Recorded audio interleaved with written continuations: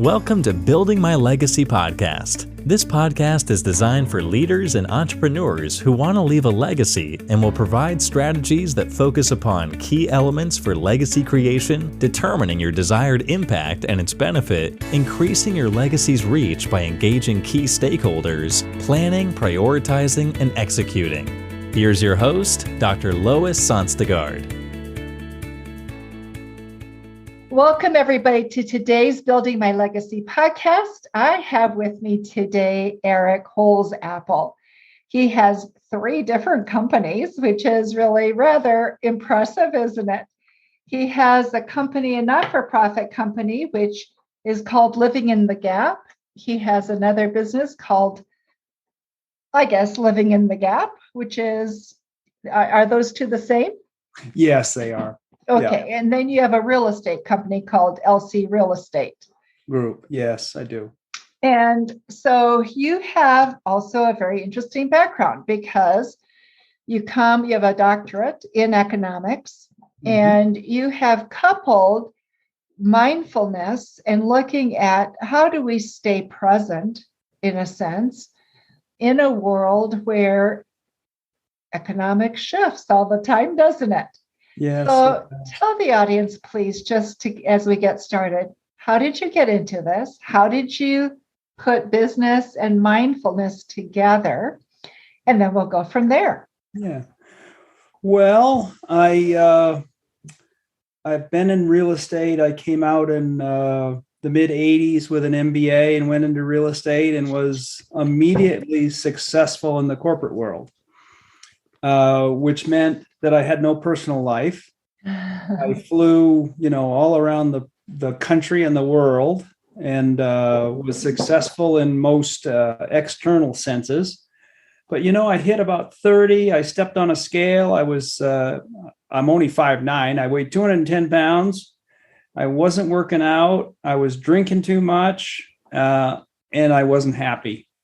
I just was really miserable even. So that was a shock to me, and I made some changes about that time. Let me just interrupt you for a moment. It was a shock to you. Usually we don't come to that perspective unless something happens. So what happened that made you say, this doesn't work? Well, I weigh 160 pounds today, so I wouldn't really, I was just really in bad shape, and I really felt like I wasn't going to live very long. Okay. I just had that feeling. And I knew I was drinking too much.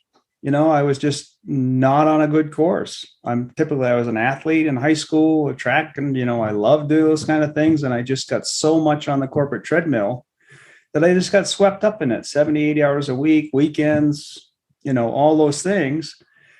And I enjoyed the business aspects of it, but it had a personal cost to me. So that was the shock. And I left the company, formed my own firm, over time, started going out on my own. And I started, dieting, running again. I hadn't run for a few years, and I found yoga. And I started yoga. And at the same time, I went back to college to get I was successful again on my own immediately. Met my wife now. And I went back to Colorado State to get my doctorate and started yoga. And yoga just put me in touch with myself. It put me in that I could start feeling my body. And I immediately felt a reduction in stress. A few years later, my older brother was meditating, and I had got in touch with breath work, in yoga. And I got interested, and the first time I meditated, I said, wow, this is a place I haven't been, just in stillness. So, that was 30 years ago, 25 years ago for the meditation, probably 30 years ago I started yoga. And from there, I started just being more or less a closet practitioner. I just did it on my own. Gradually over time, when I got through my doctorate, I started teaching at CSU, Colorado State, taught real estate. I did that for 20 years, and off and on over about a 25-year span where I was an adjunct, and several times the program got in a little bit of trouble. I went in and ran the program for them and helped build it back up. And then I come back in my business. And just gradually, my meditation practice kept increasing. I started doing more yoga. I went and did yoga teacher training. And then I started introducing it to certain people I worked with. We started a seed group where a couple of us would get together and read a book and center. And before we knew it, there were the room full. There's 12, 15 people around going, holy mackerel. We've never seen anything like this. And people just started working on it. We did some other non-meditative workshops to get people more in tune with their body and the mindfulness concepts. And then eventually we did mindful-based stress reduction company-wide. And I started my program, Living in the Gap. It just really, I saw the changes so much in the people that I worked with. And they became so great. I just love them. And I wasn't really always my story of loving the people I worked with or having that. And we just do great things in the community. Everybody's on nonprofits, which is part of our business plan, is to really serve the community. And it's a great group, and I've taken it out to share with the world, as much as we can. The business can be run a different way. It doesn't have to be, white knuckle, and then when you get home at 8, maybe do I have time to meditate before I go to bed? You can actually do mindfulness during the day. I missed a big piece of that happened is somewhere in that we had a workshop that I helped facilitate with another friend of mine and created a new vision for the company. And the management team came up with mindfully creating community. And once that vision went out, it kind of gave everybody permission to look at things a different way and carry that on. And it's just been phenomenal. So I'm really proud of the people I work with, and it's been very fulfilling. So I want to go back just a moment. You talked about the gap between what and what. So, yeah. Right? Yeah, living in the gap. We have some 6,000 thoughts a day, the average human.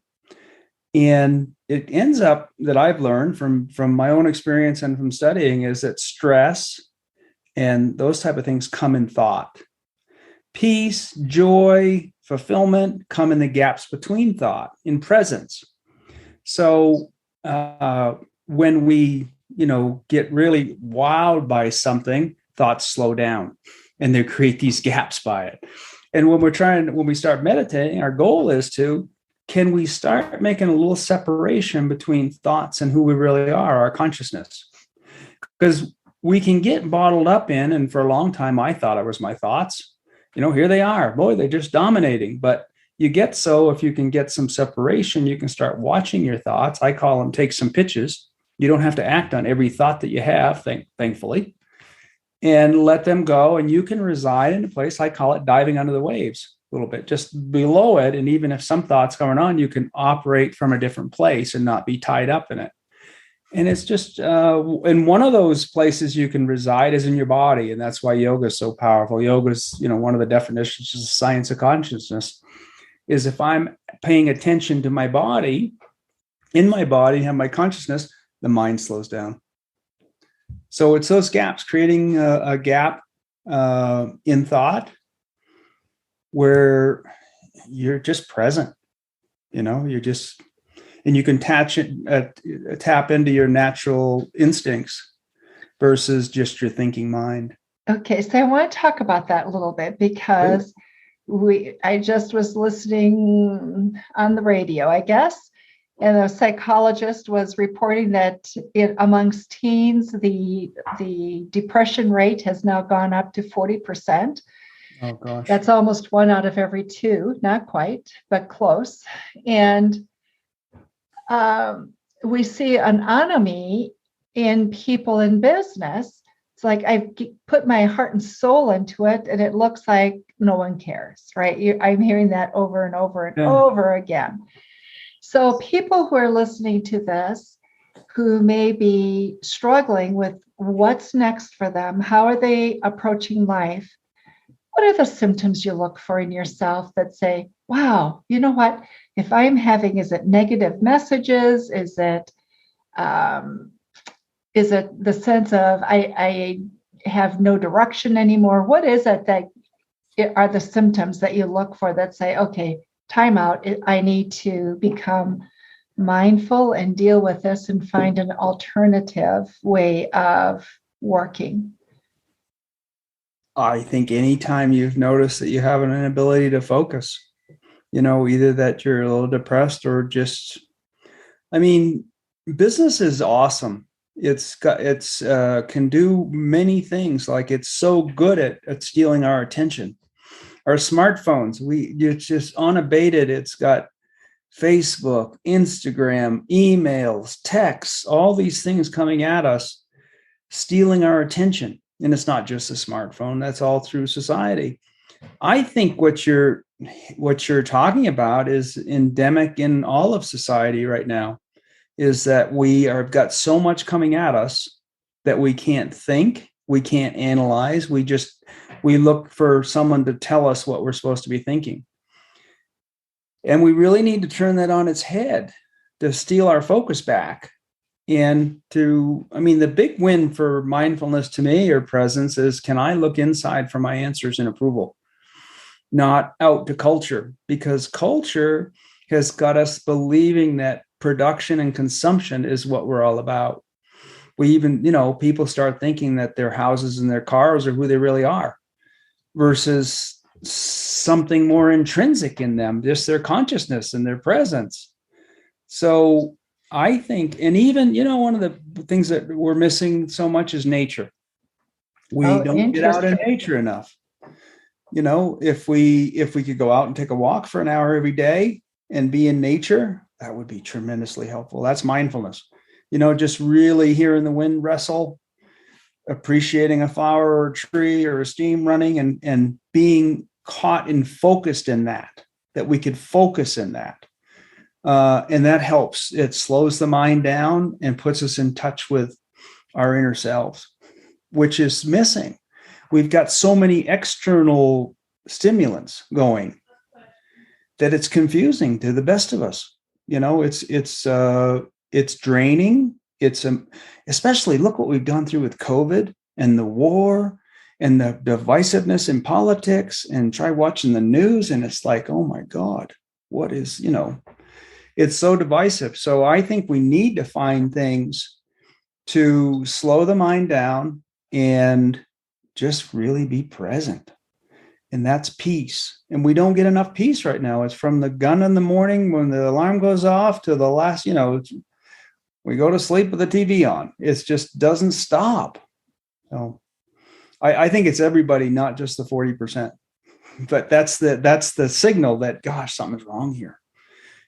We've got to change. And it's, business isn't going to change till we make it change. When we ask for something different, business will bring something different. So we have to each individually say, I'm going to start putting the guards on my smartphone. I'm going to turn down the notifications. I'm going to put Facebook on my laptop, not on my phone. I'm going to do some of these things. And I'm going to commit to some time in the day to either, it doesn't have to be formal meditation. That's great if that calls to you and you're willing to do it. But there's a lot of mindful movement practices or walks in nature or just breathing that can get us started on it. And there's also all kinds of apps you can put on your phone that are like Calm and other things that will be more helpful than some of the social media apps that you have, and those things are essential for some of us, because now, I even promote mindfulness business on social media, which is kind of an oxymoron, but it's necessary, to get the message out. So tell me, how do you merge business and mindfulness? How do you not? Okay. The idea of having it relegated to mindfulness, or that you're going to relegate it to 6:30 in the morning and 6:30 at night. I don't know about anybody else, but I get home at night, I'm tired, have dinner. And, I have a hard time being mindful when I'm exhausted at night. So mindfulness, one word for mindfulness is focus. And I haven't heard of anybody that has been in mindfulness in business that hasn't found that their business has improved. I believe there's an underlying belief from many that, it's in lieu of business. I got to take time away from what I'm doing to go practice. I don't have time for that. Well, first of all, we start people with 2 minutes a day.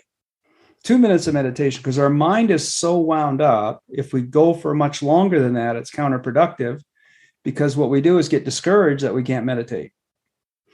People start noticing the activity of the mind and think it's the meditation. It's not the meditation. We just haven't noticed it. The mind has been that active.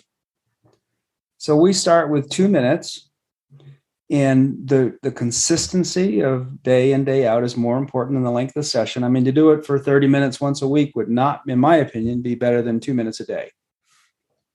What we're looking for in it is that in periods of the day, when I start feeling stress, that I notice myself in my breath or my body,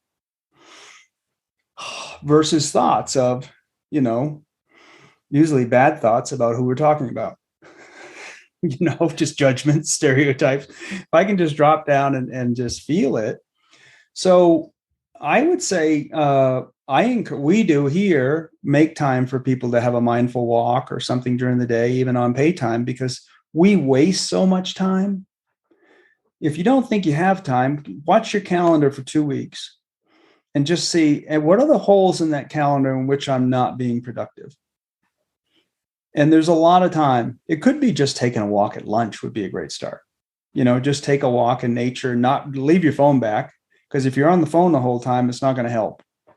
Just take a walk, 20 minutes even, just take a walk around the building and just get into your body and feel it would be a great start. But I don't see anything in mindfulness which is contradictory to business. In fact, focus is what we're missing in business. So I promote it, across the board for business people. I would not want to do business without it anymore. I mean, I did for a long time, and I had miserable results. I had great financial results because I'm good at it. I just happen to be good at it. I'm just lucky. But personally, what a shame to have material success and not feel successful or happy. To feel like, only thing that's going to make me happy is if I have more. Well, you know what? If you can't be happy with what you got, more is not going to make you happy. That's so true, isn't it? We are brought up in a sense to want more, need more, and everything we look at supports that, because it's buy this, buy that, you'll be happier, you'll look better, you'll feel better, and it goes on, doesn't it? We grade our presidents by how they did with the GDP in the stock market while they're in, so that's everything, right? Is those things, when really there's no intrinsic value in those. Those aren't purposes of life. We need to find our purpose. Why are we here? What are we here to do? So you talk about that, but how do you find purpose? How do you help people find their purpose? You look inside. You have to really, I taught at the Colorado State for 20 years. And what I found was I taught mostly seniors. And what I found time and time again, you'd talk to a senior in their exit interview or, in a class or in an advising period, and they had no idea why they were there. Generally, mom and dad said, I got to study engineering or business, and they'd pay for it, so I'm here. And then I find you have to, number one is spend some time looking inside and starting to recognize the impact that culture and parents and schools and everybody have had on our self-worth and what we think we're here to do.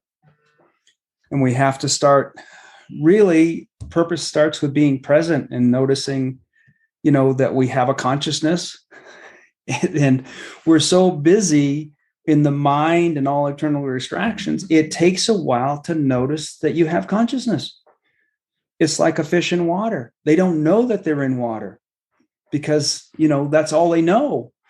But so I think you have to take some time to look inside. It could be, some time camping or whatever it is. And we spend a period of time in which we look inside, start meditating, and then really start paying attention to what culture has played into us and what do we really want. how do you look inside? Because I think that's what people need help with. Yeah, I do too. And you start short.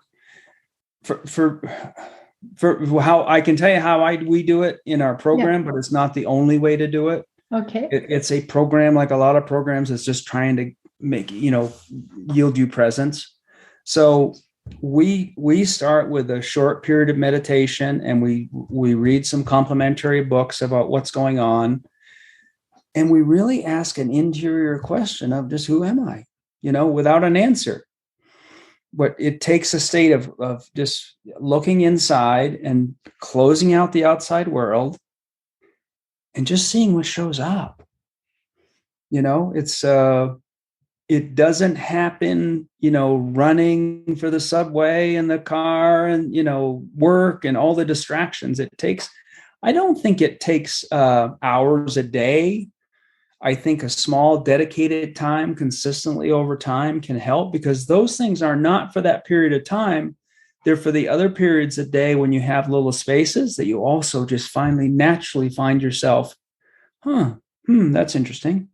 Just in a different place where your mind is not running you 24/7. We have to get into a place where we have a mind, we have thoughts, but we're not our thoughts. We're in a culture and we have a family, but we're independent. We have our own thoughts, our own feelings. Well, they're all great. I mean, we had to start with something, but at some point we have to say, this is what works for me, and this is what I believe in, and this is what doesn't work for me. And I don't really care what the neighbor says or my parents say or my boss says. I have to take ownership of some time of this ship that is my body and my life, to say, this is what's important. This is how I operate. And just, that I can look to myself for answers. And it doesn't happen just like that. I would be, I'm not going to lie and say it does. It takes a while. It took us a long while not to be present. Most of us, so it's going to take a little bit. It's a process too of starting to feel that. And then you can get deeper and deeper and deeper over time. And it could be great over time to take a weekend, workshop or get away. I mean, I did a silent retreat 2 years ago or a week, which was mind blowing. Just to not talk, not read, not write, just be with yourself for a week was incredible. Pretty simple, but you really get in touch with the internal conversations that happen with yourself. They're just running all the time. And we don't even notice them when we're so busy. They're just running and they run us, but we don't notice. So starting to notice those conversations, notice the thoughts, but not be driven by them is how you start. And start small. Don't like people start and they do an hour and then 2 weeks later they go, I couldn't do that. You have to start small, because you can't go longer until the brain slows down. When the brain slows down, you'll naturally want to do more because it feels so good. It just feels great to be present. The stresses that we have are enormous right now. So you have a not-for-profit as well, Eric. Mm-hmm. And is your not-for-profit teaching this, or what's the purpose of the not-for-profit? Because it has the same name, Living in the Gap. Living in the Gap is only one company, and it's a nonprofit. So it's all a nonprofit, and it is teaching these principles. And what is different is it teaches it to business professionals. There's a lot of mindfulness programs out there. Ours is particularly saying, business people, this is another way. You can take mindfulness into your business. So we teach it as hand in glove. Got it. And that it is not something that you have to relegate to the fringes of your life. It is a way to operate in business, which is hugely powerful. So what are the challenges that a business owner has bringing mindfulness into the business? Well, the biggest challenge is the owner and the CEO. Where we have a problem, and I'm working on dealing with it right now, is we have people come through our program, but if the company isn't mindful, they go back and they're an island. they're looking for other people. You really need a friend or in a community of mindfulness people. So I was lucky. I had yoga. I had a brother. I had some things to get me started, because it's hard to do it on an island. It's not impossible. You know, you got to start with yourself, but some friends. So business is ideal if you find someone else in the business that is interested in it, that you can share it with. But it's really hard to infiltrate a company with mindfulness if the CEO or owner are not on board. Got it. So I would say the challenge is that the CEO or the owner's got to be on board, and they wouldn't introduce it right away. In my book that I will talk about at the end, I give a formula for that. But generally, it's don't share it until you have it. You know, until you've instilled it and you're confident enough that you won't be shaken. Because what I found is if you share it early before you really have it, the skepticism of the country, people, can knock you off your game. They can make you doubt that you have to get to the point where you know what it's done for you, and you really don't care if someone, you know, teases you or, you know, says something derogatory because you're woo or whatever it is, because that can knock you off your game. We're not very confident generally. We look so much externally for affirmation. You have to get into it far enough that someone can't knock you off the game. So it's a year minimum, I would say, of practicing. And then you would start small by saying one or two other people, you know, who do I think might be this, and have a conversation and build it. And then maybe get a small group, or, you know, and then you want to get to, and then I would do things that weren't meditation, because the goal is not to have everybody in the company meditate. That won't happen. I mean, it doesn't have to happen. The goal is to have the company and the people in it be mindful. So some people, that'll be meditation, but it's a way of being. It doesn't necessarily have to be meditation. I think for busy professionals, meditation can be the difference. But if you can spend an hour in nature a day, God love you, go do it, you know, and try that. And there's some other methods. Not everybody meditates. It's worked for me, and it's a basis of our program, but it's not the only way. Got it. So I want to come back and talk a little bit about your book. But before we do that, what have we missed or left out that we should talk about? Well, living in the gap, can I just talk about the program a little bit? Please, I would appreciate that. Because of some of the comments I've made, I believe it takes a while. You hear sometimes habits are formed in 21 days or 30 days. It's not my experience with this practice. Some things may happen that fast. And particularly, I think it matters a lot what environment you're in, because some environments are conducive to mindfulness and some environments are not conducive to it. And the less conducive it is, the longer it takes. So we have a 9-month program where we start small. We start with, you know, we assume people haven't meditated. If they have, they just add a little more on. We go a month or two, and then we have an intensive called Discovery, 4 days, where you really dive deep and learn about yourself, find out who you are. We have methods to actually put you into a present situation so you feel it, so you can tell when you're present and when you're not. That's the big distinction. When am I present, when I'm not? If we don't know it, it's hard to get there.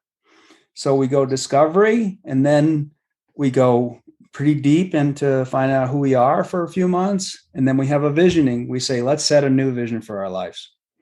From here, we do life lists, vision boards. And then we come into our winter intensive when we do a full day of writing on every area of our life, from our relationships to our business, to health, to where we want to travel to, all that kind of stuff. Where are we? We aren't that honest with ourselves typically about really where we are with things, particularly things that aren't going well. And where would we like to be? And we set a plan for all those areas of life. And then in the spring, we work on launching, which is narrowing that list down. We can't do it all at once. But what we find is interesting. If we pick one or two things from that list and work on them hard, it's almost like they suck the rest of it with them. So you work on one or two things, and then we launch, and we try to launch it with, you know, a community of other people that you've met to help you on the journey after. So we read books. We have a couple of times a month Zoom call. You have a weekly check-in with a partner just to see how you're doing, you know, the books and personally. And we do it over a long period of time. So hopefully you have a habit at the end of it. And it's still hard. It's still hard for people. And that's why I'm really looking to promote companies to do it as well. So that you have a community. Yeah. Got it. Because if the company does it, you can use your time at work to get refocused. And if people take a walk with someone else that's in it, or you just check into their office, hey, I just got this great book. You seen this? Or the most rewarding thing is when you have somebody come in and say, we did that thing. I had a most fantastic discussion with my wife last night. It was like the first time she really heard me, or I really heard her. There's just some side effects from doing it in the business that infiltrate through the people's whole lives. That is really inspiring. I think anytime we get to know ourselves better, it does have a trickle effect everywhere. I think so too. And most of all, we're the ones who benefit, right? So others benefit, but we sure benefit the most. So your new book is called Profit with Presence. Yes. And what got you writing it? Really, I've seen the success of, my company, the people in my company, and the people in the program. And then I look out in the world of divisiveness, of stalling, of stress, of the 40% of the teens that you say are depressed. We just have stopped talking to each other. We've started just labeling and stereotyping and name calling, and everybody's just trying to rub out the other side. They had a similar phenomenon in South Africa after apartheid, where they were near civil war. International sanctions came, businesses started losing a lot of money, and the businesses said, hey, enough. You guys get along. We'll figure this out because we want to be in business and make some profit. And really that stimulated me to write a book to say there's another way. That business is, I love business. I think it gets a bad rap, and I don't think the whole mindfulness community embraces it. There's some almost like business is a dirty word. To me, I think business is the answer. It infiltrates all of life. We have people left, we have people right, we have gay, we've got bi, we've got, shareholders and employees, customers that are all over the map, and these ideologies don't belong in business in rare case. I mean, if you run a gun company, maybe it belongs there, but generally for most of us. And I think if business really got serious about mindfulness, they wouldn't put up with politics as usual. They'd say, no money till you get along. We don't really care what you agree on as long as we can predict it. And it moves the country along, and it's within certain guardrails. And I just see that business, if mindfulness comes into businesses, it gets into homes. Because one person meditating in a house, I can tell you from my own experience, makes a huge difference. It gets into the home, then it gets into the PTA, gets into the school board, gets into the coaches when they're coaching teams, gets into the churches. I just think business is something that we have all in common. Everybody's either working or buying something from a business, or it's what moves the world. So I was motivated to write the book, try to do something to promote mindfulness as an antidote for what I see the ills of the world are. Got it. So for those of you who are listening, again, the name of the book, Profit with Presence. And it will be on Amazon coming out when? Late this year, you'll be able to pre-order on Amazon. It'll actually be distributed early in 2023. Okay, perfect. Right. So it is coming very soon. You can pre-order it.